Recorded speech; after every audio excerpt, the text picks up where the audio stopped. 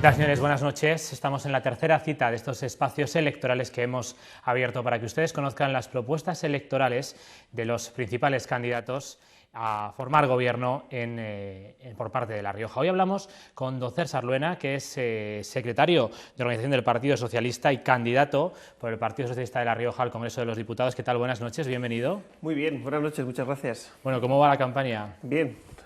Ya queda la recta final, ¿eh? Ya queda la recta final, así que bien, con ganas ya de que los españoles puedan votar el domingo. ¿Por qué ha decidido usted presentarse de nuevo a las elecciones? Porque estos días hablamos con los candidatos, es verdad que los partidos emergentes son menos conocidos, usted tiene una trayectoria muy larga en el Partido Socialista, ha desempeñado diferentes funciones, pero no le voy a preguntar de dónde viene, porque todo el mundo le conocemos, pero sí, ¿por qué ha decidido volver a encabezar esta lista? Bueno, porque yo creo que hay cosas pendientes en La Rioja, algunas por las que he peleado esta legislatura en la oposición, otras con las que afortunadamente colaboré en el gobierno, en la primera legislatura que yo fui parlamentario, y creo que la siguiente legislatura hay que rematarlas. Y eso es lo que me ha animado a presentarme por donde tenía que presentarme, que es en La Rioja. Bueno, y te hablo de yo creo que tenemos una tarea pendiente con la alta velocidad, que es conocida por todos. Tenemos que convertir a La Rioja en una zona preferente de industrialización. Y yo creo que hay que darle un impulso para que tenga una dimensión global, internacional, a la Universidad de La Rioja, nuestra universidad. Son cosas por las que yo he trabajado durante este tiempo en las Cortes Generales y creo que merece la pena que la siguiente legislatura les demos el empujón final. Y ese ha sido el principal, además de la confianza que tengo siempre, que agradezco por parte de los compañeros aquí del partido en La Rioja. Bueno, usted esta legislatura está siendo un poco especial porque sus responsabilidades han cambiado. Secretario de Organización del Partido Socialista a nivel nacional, también imagino que le ha implicado viajar más de lo normal o de lo habitual, ¿no? Más incluso de lo que desearía yo. Sí, la verdad. Me siento afortunado porque ser el secretario de Organización del PSOE, finalmente, después del líder del partido, que es el secretario general, pues es el puesto de mayor responsabilidad con el partido. Y bueno, creo que también a nosotros como riojanos, como socialistas riojanos, pero también como riojanos, pues es algo de lo que sentirnos orgullosos. Que tengamos ahí a un riojano, yo creo que un riojano como yo creo que está bien, porque al final, oye, esas cosas, como digo yo, de entrada, restar no restan y seguro que pueden sumar para la tierra. Bueno, luego le pedirán cuentas, al ser riojano le pedirán más responsabilidad. Pero eso yo estoy acostumbrado a darlas y además a trabajar para que cuando me las pidan poder mostrarlas. Vamos a hablar, si le parece, algunas de las propuestas de su proyecto electoral. Hablamos de lo que más le preocupa a los españoles, es el empleo. Ustedes quieren derogar la reforma laboral del Partido Popular. ¿Qué alternativa proponen o cuál es su idea para una nueva reforma laboral, un nuevo estatuto de los trabajadores? Bueno, es que la reforma laboral ha sido muy mala, porque no ha hecho otra cosa que destruir empleo, no ha creado empleo.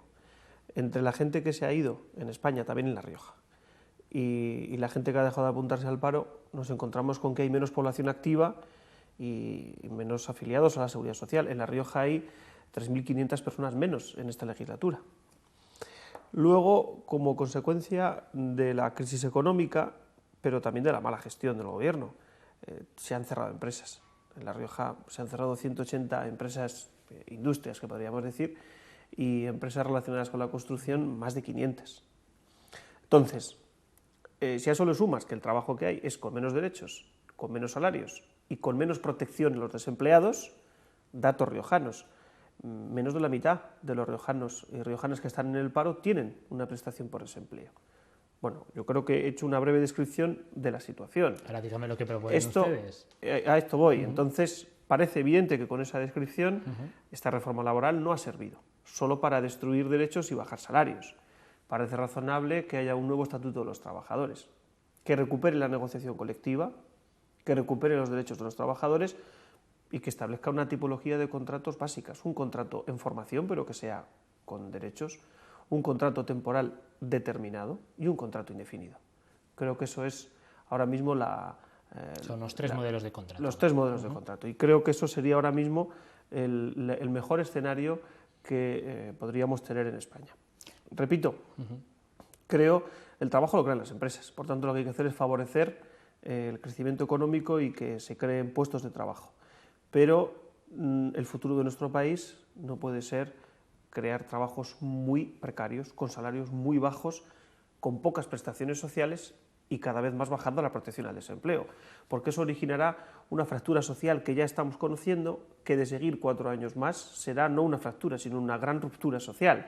Y cuando un país se parte en dos, socialmente, económicamente, se rompe la convivencia. ¿De qué manera piensan ustedes apoyar a las pymes, a esas empresas, a esos autónomos, que al fin y al cabo son los que generan un mayor número de empleos en nuestro país? Sí, mira, yo te decía, un plan de reindustrialización, creo que hay que iniciarlo en toda España, creo que tiene que venir, por un lado, por el impulso de las infraestructuras, porque para que haya negocio, para que haya oportunidades, me refiero a la exportación, estamos hablando sobre todo de eso, tiene que haber buenas infraestructuras, te decía al comienzo. Creo que en nuestra comunidad tenemos una tarea pendiente con la alta velocidad y creo que poner a La Rioja en el mapa de la alta velocidad es clave, fundamental para esto que me preguntas.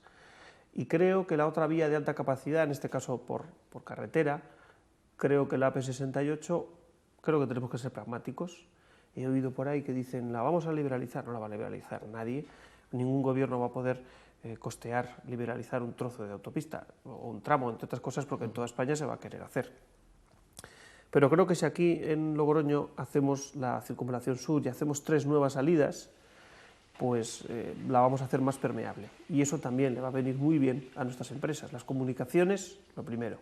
Lo segundo, las facilidades para implantarse en los polígonos, parques industriales.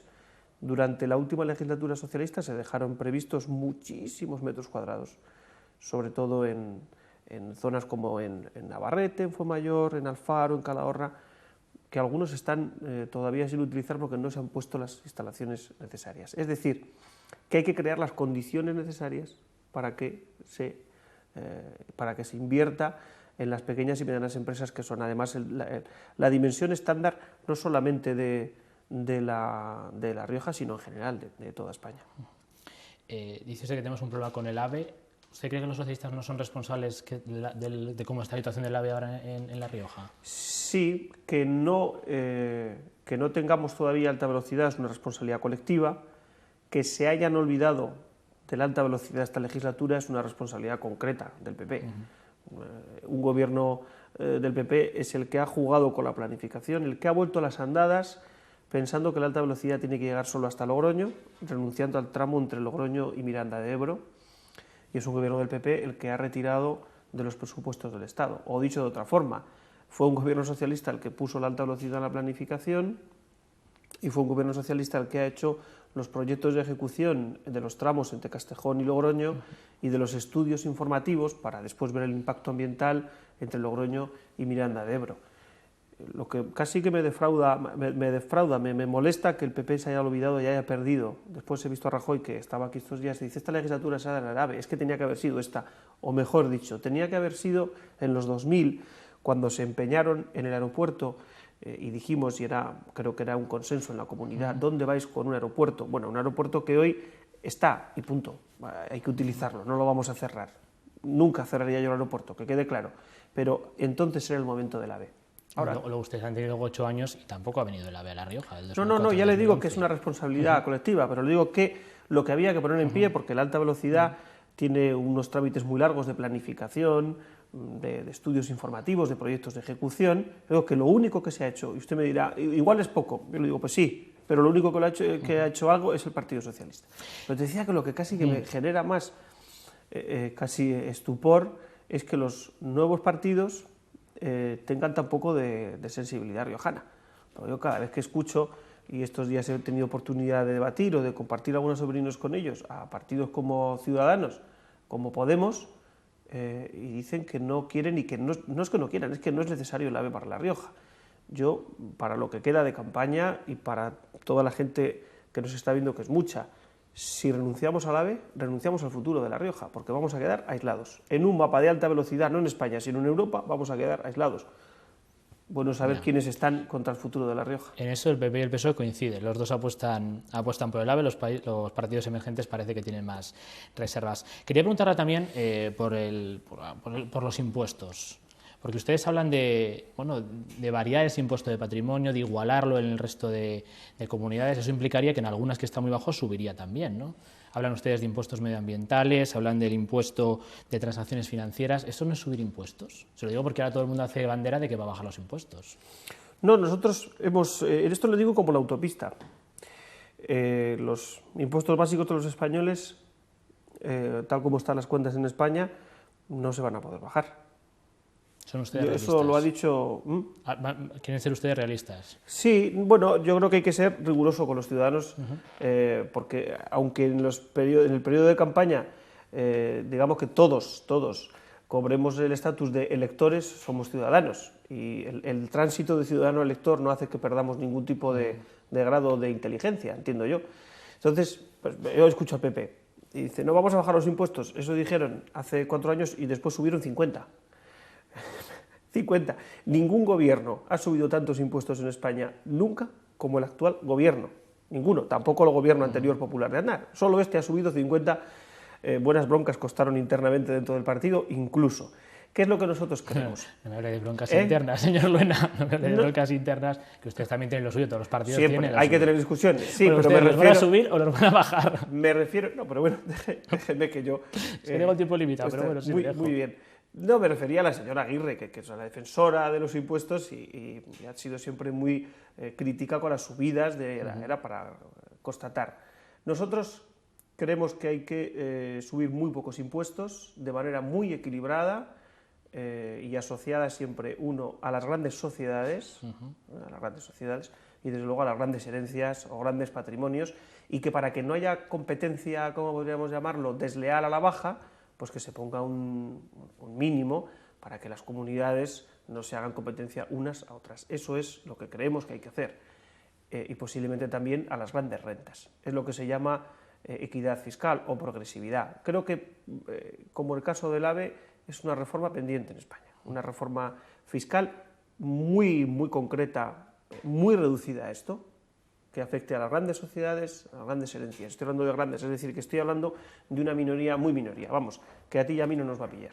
Y al 90 y muchos % de los que nos están viendo, yo creo que incluso al 100% tampoco. Bueno, me deja usted más tranquilo, si no me va a pillar esa subida de impuestos. Bueno, le voy a preguntar de la educación. Ustedes también han prometido que van a derogar la última ley de educación que ha sacado el PP adelante. ¿Cuál es ese proyecto de nueva ley de educación que ustedes quieren sacar? Pues mira, el proyecto se llama Pacto Educativo, porque nosotros no hemos prometido derogar la ley de educación, pero es curioso que es la única cosa en la que coinciden todos los programas electorales de todos los partidos, menos del PP.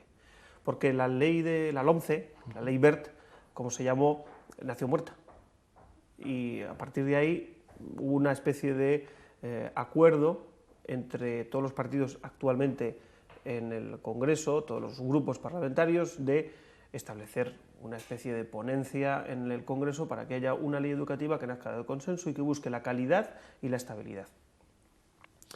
Los socialistas lo intentamos, Ángel Gabilondo lo intentó, y estuvo a puntito de ese acuerdo educativo tan esperado en España, estuvo a puntito, y a última hora se cruzaron, porque estamos hablando del año 2011, las elecciones autonómicas y municipales. Cospedal dio la orden de que no podía haber un acuerdo educativo, y la cosa se chafó. Yo creo que es posible que pueda haber un acuerdo educativo en España, que me da igual desde qué tipo de posiciones, sean concepciones X o Y de la enseñanza, concepciones de la pública, de la privada, de la concertada, se puede llegar a un acuerdo. Y ese es el compromiso de Pedro Sánchez.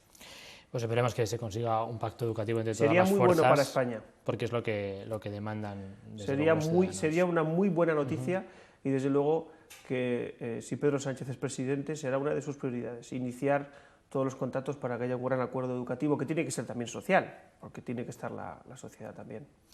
Vamos a hablar un poco del modelo de Estado, porque ustedes desde hace unos meses hablan de reformar la Constitución, tienen un modelo, no sé si definirlo federalista, si no me corrige, así que a mí me gustaría cómo quedaría España con ese presupuesto territorial que ustedes quieren plantear y sobre todo, siendo usted candidato por La Rioja, cómo quedaría nuestra comunidad en esta nueva España federalista, si es lo que ustedes proponen.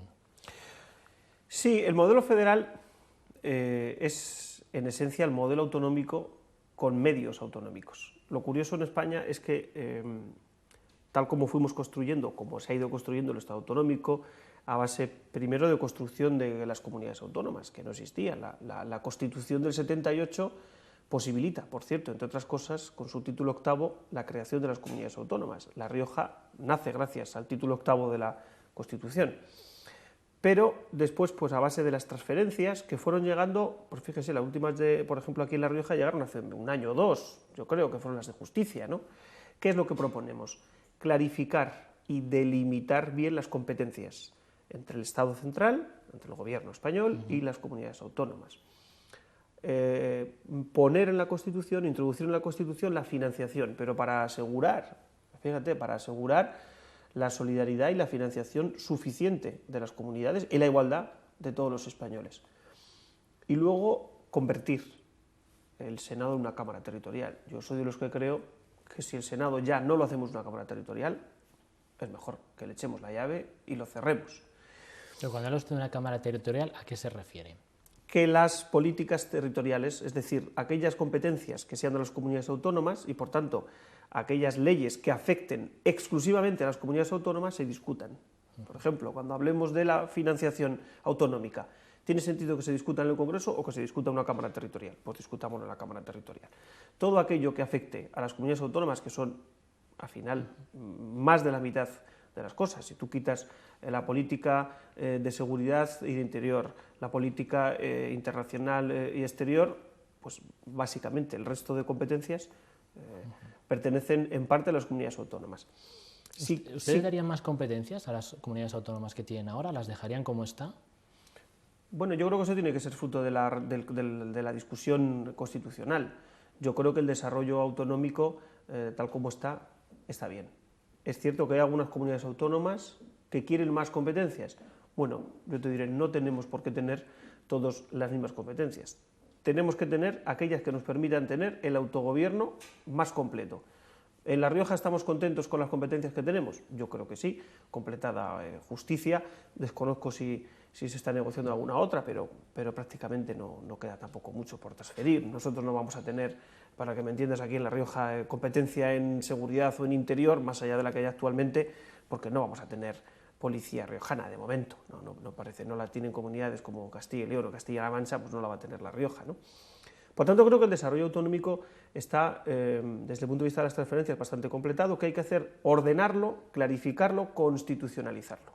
Es lo más razonable y creo que además hay que hacer la reforma de la Constitución es una parte casi menor. Yo creo que la reforma de la Constitución tiene que hacerse, uno, porque hay algunos derechos sociales, particularmente la sanidad y los servicios sociales, que hay que meterlos en la Constitución para que nadie se olvide de ellos. Y hay una gran regeneración institucional pendiente para asegurar la neutralidad, la transparencia, la independencia de las instituciones democráticas, que creo que también conviene. Después de 37 años y de un servicio que ha hecho olé a la sociedad española, creo que abrir con los puntos que queramos, pueden ser estos, la parte territorial, la parte social, la parte de las instituciones, abrir la reforma constitucional y no cerrarla hasta que haya un consenso, que es lo que se hizo en el 78, le vendría bien. Además, yo creo que empezamos a ver que eso va a ser inexorable, que eso va a ser así. Pues veremos cómo termina la cosa. El caso es que los ciudadanos lo decidirán el 20 de diciembre con su voto. Muchísimas gracias por estar esta noche aquí, mucha suerte. Pues gracias a vosotros, como siempre. Buenas noches. Nosotros cerramos este espacio electoral y seguimos con la programación habitual de esta casa.